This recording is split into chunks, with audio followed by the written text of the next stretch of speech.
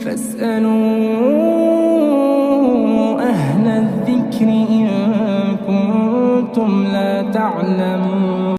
السلام علیکم ورحمۃ اللہ وبرکاتہ۔ مفتی صاحب، سوال یہ ہے کہ جب خطبہ ہو رہا ہو جمعے کا تو تب کیسے بیٹھتے ہیں؟ تشہد کی حالت میں ہی بیٹھنا ہے، آگے پیچھے سر نہیں ہلانا، یا اگر کسی سے بات نہ کرے تو بیٹھ جیسے مرضی جائے؟ اس کے بارے میں بتا دیں۔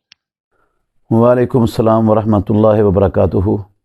جمعہ کے خطبہ کے دوران، چاہے وہ پہلا خطبہ ہو جو اردو زبان میں دیا جاتا ہے، یا دوسرا خطبہ ہو جو امام بیٹھنے کے بعد دوبارہ کھڑے ہو کے خطبہ دیتا ہے، اس میں بیٹھنے کا کوئی مخصوص طریقہ نہ اللہ نے مقرر کیا ہے، نہ محمد الرسول اللہ صلی اللہ علیہ وسلم نے مقرر کیا ہے، اور نہ ہی صحابہ رضوان اللہ علیہ مجمعین نے کوئی مخصوص طریقہ اختیار ہی کیا ہے۔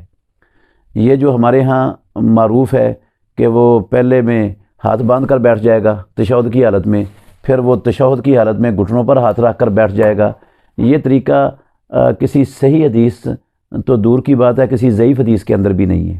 یہ لوگوں نے اپنے پاس سے ہی ایجاد کیا ہے، جس کا کتاب و سنت میں کہیں بھی نام و نشان موجود نہیں ہے۔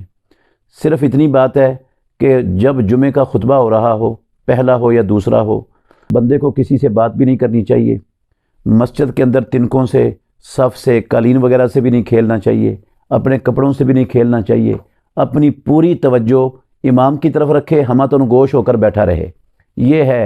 اور اگر کسی نے کسی سے بات کر لی بلا وجہ خطبے کے دوران، یا کسی سوئے ہوئے کو جگا دیا، یا کسی کو کھیلنے والے کو روک دیا، تو اس نے پیارے پیغمبر نے فرمایا لغو حرکت کی ہے، تو خطرہ ہے اس کے جمعے کے ثواب کے ضائع ہو جانے کا۔